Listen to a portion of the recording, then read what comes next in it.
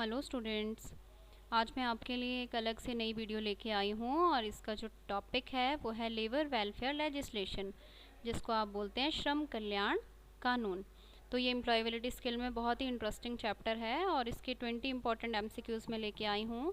ये अभी मैंने पार्ट 1 ही बनाया है, तो इन क्वेश्चंस को आप सभी ध्यान से सुनिएगा। चलते हैं पहले क्वेश्चन की तरफ। Which act concerns employers' legislative requirements as regards safety of workers? देखिए, ऐसा कौन सा एक्ट है जो कंपनी की वेलफेयर के लिए काम करता है। ऑप्शन इसमें है the factory act, the Minimum Wages Act, the Employ State Insurance Act, the Payment of Wages Act. तो इसका आंसर है द फैक्ट्री एक्ट। जो फैक्ट्री एक्ट है आपका, ये क्या काम करता है, ये एम्प्लॉयज़ के शोषण को रोकने में मदद करता है कि जो एम्प्लॉयज़ है उनके किसी भी तरह से शोषण ना हो और उनके लिए अलग अलग फैसिलिटी भी प्रोवाइड कराता है। सेकंड क्वेश्चन है the primary purpose of employ safety programme is to preserve the employees. देखिए, जो फैक्ट्री एक्ट है इसमें चाहे आपकी मेंटल हेल्थ हो, चाहे फिज़िकल हेल्थ हो, चाहे इमोशनल हेल्थ हो, उन सब के लिए फैक्ट्री एक्ट जो है वो काम करता है। मेनली इसका जो प्रोग्राम है, सेफ्टी प्रोग्राम, वो हर चीज़ को प्रिजर्व करना है, सेफ्टी देना है। तो इसलिए इसका आंसर है D, all of the above. Third question is which section of the factory Act 1948 defines factory. देखिए, 1948 एक्ट जो बना है ये कौन से सेक्शन में फैक्ट्री को डिफाइन करता है, तो इसका आंसर है C, section 2M। Fourth question is in which year the factory act was implemented. Options 1951, 1948, 1947, 1946। Answer is 1948। देखिए, ये जो आपका फैक्ट्री एक्ट है, कारखाना अधिनियम 1948 संविधान सभा में 28 अगस्त 1948 को पारित किया गया था और इसे भारत के गवर्नर जनरल ने 23 सितंबर 1948 को अपनी स्वीकृति प्रदान की और 1 अप्रैल 1949 को इसे लागू किया गया। बट आपको मोस्टली क्वेश्चन यही आता है कि फैक्ट्री एक्ट कब बनाया गया जी, 1948 में बनाया। Fifth question is what is the complete age of an adult worker under factory Act 1948। देखिए, एक वयस्क जो फैक्ट्री एक्ट में काम कर सके उसके लिए जो फैक्ट्री में काम कर सके उसके लिए कितनी एज होनी चाहिए, तो इसका सही आंसर है 18 years. Answer is B. Sixth question is adolescent as per Factory Act 1948 means a person who has completed dash years of age but not completed dash years। देखो, क्या होता है कि अगर 18 ईयर से एबव कोई भी पर्सन है तो वो एक वयस्क में उसको हम काउंट करते हैं, बट 14 साल से या 15 साल से ऊपर और 18 साल से नीचे के जो बालक बालिकाएं हैं उनको हम एडोलेसेंट में रखते हैं। तो फैक्ट्री एक्ट 1948 में डिसाइड किया गया कि एडोलेसेंट जो एज रखेंगे हम काम करने के लिए वो रखेंगे 15 ईयर्स एंड 18 ईयर्स। 18 ईयर से जो है एबव वाले, ठीक है, वो आएंगे आपके एडल्ट में, तो इसलिए इसका आंसर है C. Seventh question is under factory act the workers weekly hours should not exceed more than. एक सप्ताह में एक वर्कर से आप 48 आवर्स से ज़्यादा काम नहीं ले सकते, इसीलिए इसका आंसर है सी, 48 आवर्स। एक दिन में आपको 8 घंटे काम करना है और एक सप्ताह में आपको 48 आवर्स काम करना है, इससे ज़्यादा आपसे काम नहीं ले सकते। Eighth question is what is the maximum number of hours that a child can be employed as per the factory Act 1948। देखो, अभी मैंने आपको बताया था कि अगर कोई वयस्क है तो उसको 8 घंटे काम करना पड़ेगा, बट अगर कोई एडोलेसेंट एज वाला है तो उसके लिए कितने घंटे निर्धारित किए गए हैं, उसका आंसर है बी। अगर 4.5 घंटे उसको, जो एडोलेसेंट एज वाला है उसको सिर्फ 4.5 घंटे ही आप काम करवा सकते हैं, इससे ज़्यादा नहीं। Ninth question is under factory act the restrictions on employment on women is dash. अब देखिए, कुछ समय जो है वो निषेध किया गया है जिसमें हम लेडीज़ से काम नहीं ले सकते, वो कौन सा समय है, answer is B, before 6 AM, मतलब सुबह 6 बजे से पहले एंड बियॉन्ड 7 PM, और सायंकाल 7 बजे के बाद हम लेडीज़ से काम नहीं ले सकते।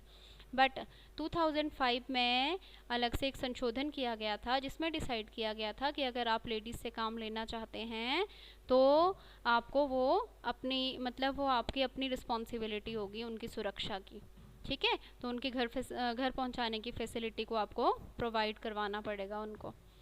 10th question is under the factory act permitted maximum weight for lifting, carrying, moving by hand should be dash. जब भी कोई लेडीज़ या जेंट्स काम करते हैं किसी भी फैक्ट्री में तो वहाँ पे भार उठाने के लिए कुछ लिमिट्स रखी गई है, वो कितनी है? तो इसका जो आंसर है वो है ए। 50 kg जो रखी गई है वो मेल्स के लिए रखी गई है और 30 kg जो रखी गई है वो फीमेल्स के लिए रखी गई है। इससे ज़्यादा लिमिट उनको बोझ उठाने को नहीं दिया जाएगा। 11th question is under factory act the permitted maximum weight for lifting, carrying और मूविंग बाय हैंड और on head for female is dash, ठीक है। तो फीमेल के लिए अभी मैंने आपको बताया था कि कितना होना चाहिए, 30 kg। 30 kg से ज़्यादा उनसे उठाया नहीं जाएगा सामान। 12th is according to Factory Act 1948 the canteen must be provided if the minimum members of worker in a factory is more than dash। कोई भी फैक्ट्री में जहाँ पर हम वर्कर्स काम करते हैं वहाँ पर कैंटीन फैसिलिटी का होना ज़रूरी होता है, बट उसके लिए कुछ लिमिट्स रखी गई है कितने वर्कर्स होने चाहिए। तो उसका आंसर है डी 250। अगर वहाँ पर 250 से ज़्यादा लोग काम करते हैं तो वहाँ पर एक कैंटीन फैसिलिटी का होना भी ज़रूरी रखा गया है 1948 एक्ट के तहत। 13th question is welfare officer under the Factory Act 1948 is required to be appointed in case number of employees exceeds। अब देखो फैक्ट्री एक्ट 1948 के तहत ही एक लेबर वेलफेयर ऑफिसर की नियुक्ति भी करनी होती है, बट उसके लिए भी एम्प्लॉयज़ की कुछ लिमिट रखी गई है। तो इसका आंसर है सी। अगर 500 से ज़्यादा एम्प्लॉयज़ आपकी कंपनी में काम करते हैं, फैक्ट्री में काम करते हैं, तो वहाँ पर एक लेबर वेलफेयर ऑफिसर की नियुक्ति का करना ज़रूरी है। 14th question is section 49 of the factory act covers. Options is welfare officers, weekly hours, canteens, safety officer. तो जो आपका ये सेक्शन 49 है इसके अंडर आता है वेलफेयर ऑफिसर, ठीक है। Answer is A. 15th question is safety officer are to be appointed if organisation is engaging dash और मोर एम्प्लॉयज़। अब 1948 एक्ट में ये भी डिसाइड किया गया कि हमें सेफ्टी ऑफिसर की नियुक्ति भी करनी है, बट उसकी नियुक्ति कितने एम्प्लॉयज़ पर करनी है? Answer is a 1000। अगर आपकी फैक्ट्री में 1000 से ज़्यादा लोग काम करते हैं तो वहाँ पर एक सेफ्टी ऑफिसर की नियुक्ति का करना ज़रूरी है। 16th question is crèche is to be provided if dash or more lady employees are engaged। crèche की फैसिलिटी कितने लेडीज़ के लिए हम दे सकते हैं अगर वहाँ पर जो वुमेन लेडीज़ हैं वो काम करती हैं? तो उसके लिए आंसर है 30। Answer is C. अगर 30 से ज़्यादा लेडीज़ ऐसी हैं जिनके छोटे बच्चे हैं तो वहाँ पर एक शिशु केंद्र का होना भी ज़रूरी है। 17th question is if there are dash or more number of employees then the employer has to provide a first aid box।